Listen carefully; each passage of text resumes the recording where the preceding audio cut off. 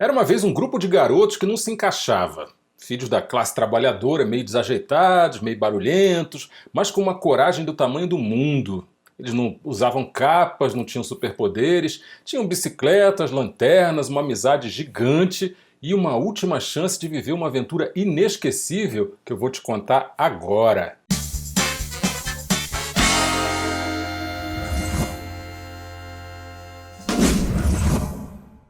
Fala, galera do bem! E é isso! O ano era 1985 e quando Os Goonies chegou às salas de cinema, ninguém imaginava que aquele filme se tornaria um símbolo definitivo da infância dos anos 80. E 40 anos depois ele continua vivo, na memória de quem cresceu com ele, nas telas das novas gerações e no coração de quem ainda acredita que existe um mapa do tesouro esperando a gente em algum lugar. Os Goonies é muito mais do que um filme de aventura juvenil, sabe, galera? É meio que uma cápsula do tempo, é um espelho da infância e talvez um retrato mais honesto do que significa crescer sentindo que o mundo é grande demais ou que a gente é pequeno demais, sei lá, né? A história é conhecida por quase todo mundo. Em Astoria, uma cidadezinha pequenininha, né, uma cidade costeira lá do Oregon, nos Estados Unidos, um grupo de amigos enfrenta o fim daquela infância do jeito que eles conheciam. As casas da vizinhança vão ser demolidas por uma empreiteira igual a várias que a gente conhece hoje em dia, e tudo que sobra é uma última tarde juntos, antes que cada um siga o seu caminho. Só que o destino, né, sempre ele, tinha outros planos. No sótão da casa do Mickey, né, o líder do grupo, eles encontram um mapa antigo, cheio de poeira, com marcas, com pistas, com anotações e tal, e um nome que desperta a curiosidade de imediato. Willy Caolho, um pirata lendário que teria escondido um valioso tesouro ali pelas redondezas. E é assim que começa a jornada. Sem celular, sem GPS, sem adultos por perto para encher o saco, só coragem, amizade e o desejo de mudar o próprio destino. O roteiro dos Goonies foi escrito pelo Chris Columbus, a partir de uma ideia original do Steven Spielberg. É, exatamente, ele mesmo. O homem por trás de E.T., Indiana Jones, Contatos Imediatos, Tubarão, e se você tiver com tempo eu te falo mais uns 30 títulos dele, mais ou menos. Enfim, o Spielberg ele queria um filme que capturasse o espírito das crianças reais, com diálogos rápidos, confusos, simultâneos, como a gente escuta no recreio das escolas aí, por exemplo. Com medos autênticos, com piadas nada a ver, mas acima de tudo com o tipo de amizade que faz a gente enfrentar qualquer coisa. Para dirigir o projeto, Spielberg chamou Richard Donner, que já tinha comandado o Superman, o filme, que anos depois acabou dirigindo a série Máquina Mortífera. O Donner ele tinha uma sensibilidade especial com o tempo de cena das crianças e foi incansável na arte de tirar delas interpretações supernaturais, super engraçadas e realmente assim extremamente emotivas. E o elenco, galera, vamos combinar, um acerto raro. O Sean Astin, né, no papel do Mickey, liderando o grupo com uma doçura melancólica que lembra muito o Elliot, né, do E.T., que foi vivido pelo Henry Thomas. O Mickey é aquele garoto que ainda acredita nos contos de fadas, que tem asma, que é um ferradinho, mas ele nunca desiste. É aquele que carrega a fé de que tudo aquilo no fim pode dar certo. Tinha o Josh Brolinzinho, como o Brand, o irmão mais velho do Mike, que tenta equilibrar a rebeldia com a responsabilidade, mesmo quando tudo está se arrastando pela aventura. O Corey Feldman, né, que viveu o Bocão, né, que era bem assim o alívio cômico, o alívio sarcástico, né, o tom mais leve do filme. O Jeff Cohen, né, o Chunk, que entrega uma das atuações mais carismáticas do cinema juvenil, com direito a uma cena de confissão que entrou para a história, né? Não vou mostrar, não vou contar, que é para não, né, interromper a tua experiência, mas presta bastante atenção. O Ke Huy Quan, o Dado, representando o gênio criativo do grupo, é aquele inventor mirim, cheio das engenhocas, todas inúteis, até que uma delas acaba salvando o grupo, tá? Não, a César o que é de César. Cada personagem nesse filme, galera, é um arquétipo, mas com alma. São crianças que poderiam estar na rua, no play do prédio, no meio de um grupo de amigos e tal, e é aí que o filme ganha força. Só que os Goonies não é só luz, sabe? Ele flerta com o sombrio também. A ameaça da separação das famílias paira ali o tempo todo. E a jornada do grupo coloca todo mundo frente a frente com a gangue dos Fratelli, né, que é uma família criminal ali, tanto assustadora quanto hilária, liderada pela inesquecível Mama Fratelli, interpretada pela Anne Ramsey, e os dois filhos patetas que ela tem. E no meio disso tudo tinha o Sloth, O irmão deformado, rejeitado, acorrentado no porão. Era um monstro?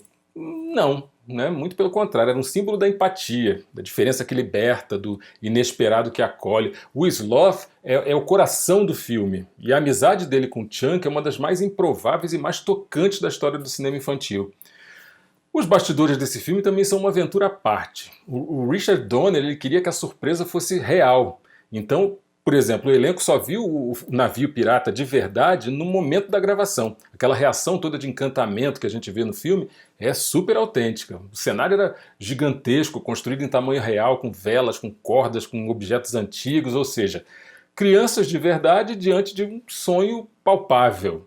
E a lista das curiosidades não acaba. O Jeff Coy, por exemplo, ele teve catapora no dia da audição, só que ele não contou para ninguém. Ele embrulhou, foi assim mesmo e no fim acabou conseguindo o papel, né? A Cyndi Lauper ela foi chamada para compor a música tema, o The Goonies Are Good Enough, e acabou participando do clipe que teve a participação do elenco principal, lutadores da WWF e outros personagens do filme. Foi bem maneiro.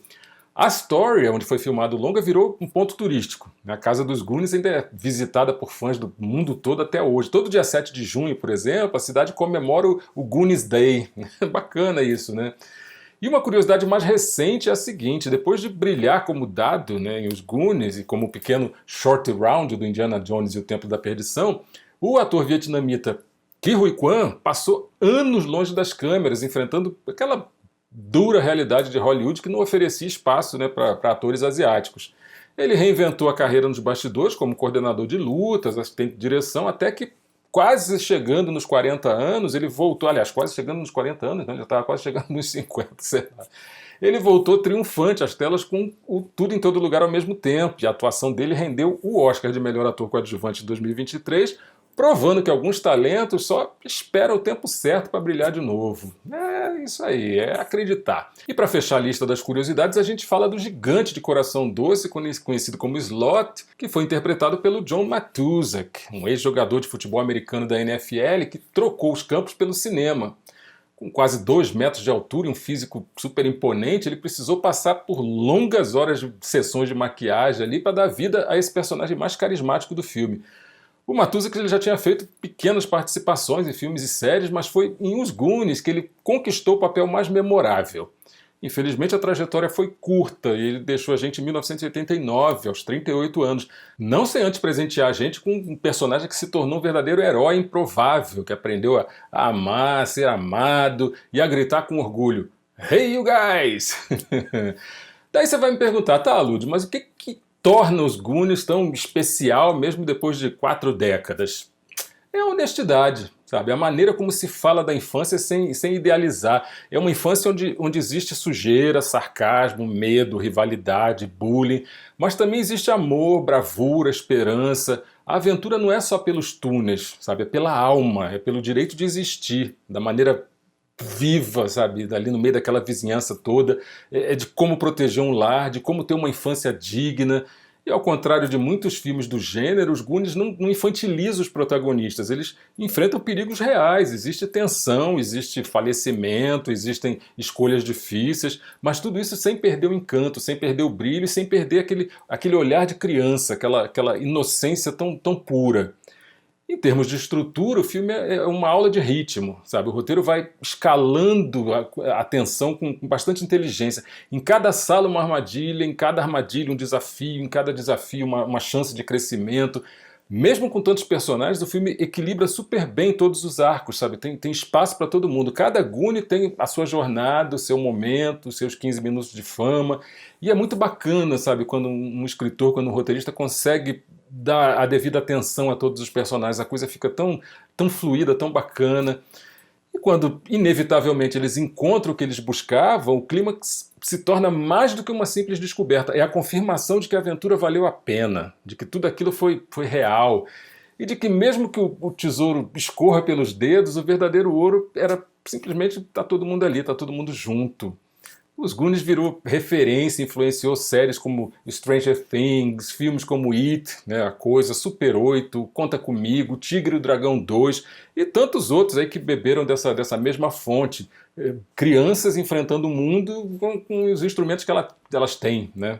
E 40 anos depois ainda se fala em sequência, mas talvez nem precise, sabe? Talvez a maior beleza de Os Goonies esteja exatamente no fato de ter sido único. É um retrato de uma época. Parou ali, sabe? É um estilo de cinema, um tipo de infância que, mesmo que não exista mais do mesmo jeito, permanece viva no coração de quem já sonhou com um mapa, com um túnel secreto, com um tesouro escondido, logo ali, né, atrás da cachoeira. Existe uma razão para os Goonies nunca terem dito a palavra morrer. É para que eles continuem vivos. Nas reprises da sessão da tarde, nos pôsteres que nós, amantes do cinema, mandamos emoldurar para pregar lá na parede do nosso quarto, nos filhos que assistem com os pais que assistiram quando eram crianças, nas lágrimas que caem cada vez que o Chunk abraça o Sloth, quando o Mickey diz que não quer crescer. É puxado. Quando a gente percebe que cresceu, mas percebe também que ainda guarda lanterna, aquela bússola, aquela esperança, a gente se dá conta de que a próxima grande aventura ainda pode acontecer.